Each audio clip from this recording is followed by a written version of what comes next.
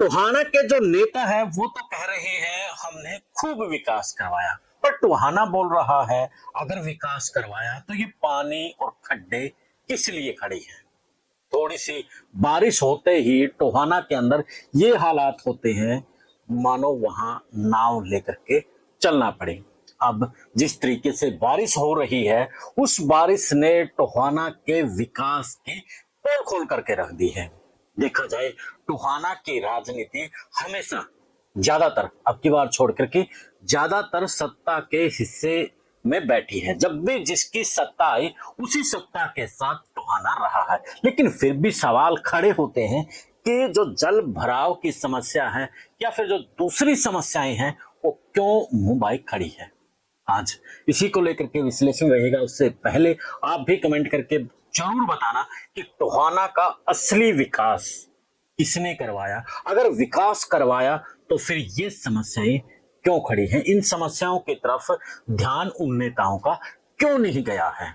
Comment में पूरा विवरण दे करके बताना साथियों। चैनल को फॉलो, शेयर और सब्सक्राइब भी कर लेना।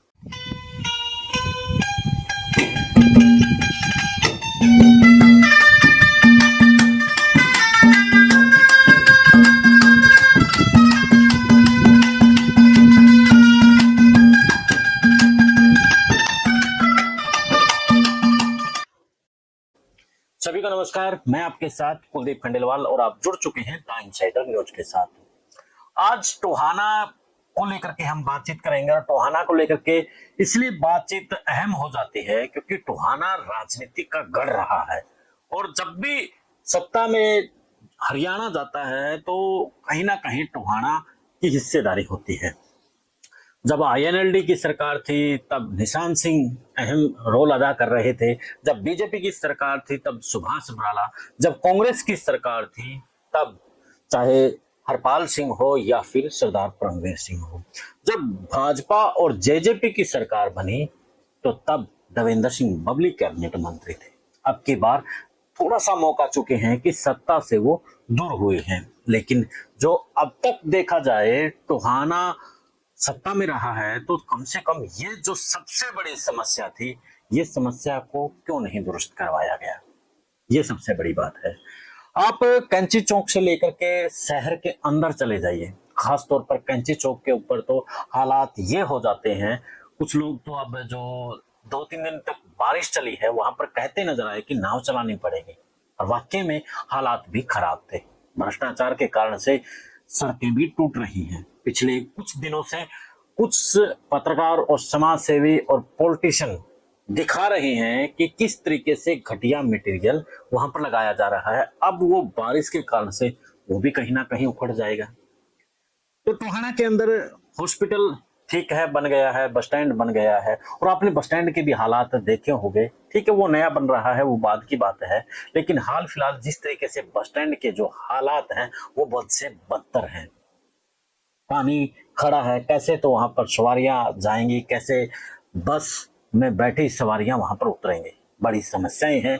तो टोहाना को लेकर के जिस तरीके से अब जो बात हो रही है कि विकास नहीं हुआ है, वैसे देखा जाए एक और सबसे बड़ी विडंबना की बात है कि 2 से 3 साल तक लगातार टोहाना में चेयरमैन अपने काम में लगा हुआ है और अब वो धरने पर बैठा हुआ है।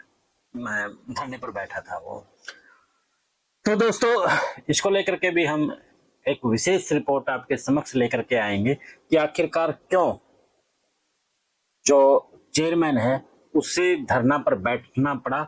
कमी कहां पर है, चेयरमैन में कमी है, वहां की राजनीति में कमी है या फिर अधिकारियों में कमी है, किस में कमी है, इसको लेकर के हम एक निष्पक्ष रिपोर्ट लेकर के आएंगे और उस निष्पक्ष रिपोर्ट में आप लोगों की थोड़ी सी सहायता की जरूरत पड़ेगी। कुछ फैक्ट्स कुछ हम इकट्ठा कर रहे हैं, कुछ साथियों आप करिए। कौन सही है, चेयरमैन सही है, अधिकारी सही है? अब कुछ तो ये कह देते हैं कि मामला दूसरा है, गड़बड़ वाला है। अब वो गड़बड़ वाला क्या है वो सबूत दीजिए। हम भी सबूत कलेक्ट कर रहे हैं, हम किसी के ऊपर आज आरोप नहीं लगा रहे हैं। जो धरना पर बैठे हैं उसको लेकर के सिर्फ ये कह रहे हैं कि चेयरमैन को भी धरना पर क्यों बैठना पड़ा। हालांकि उनकी बातचीत तो हुई है, कहां तक पहुंची है, क्या कुछ है, वो आगामी रिपोर्ट में हम आपको बताएंगे। फिलहाल दें इजाजत, मिलते हैं फिर एक नए मुद्दे, एक नए विश्लेषण के साथ। जय हिंद, जय भारत, जय हरियाणा।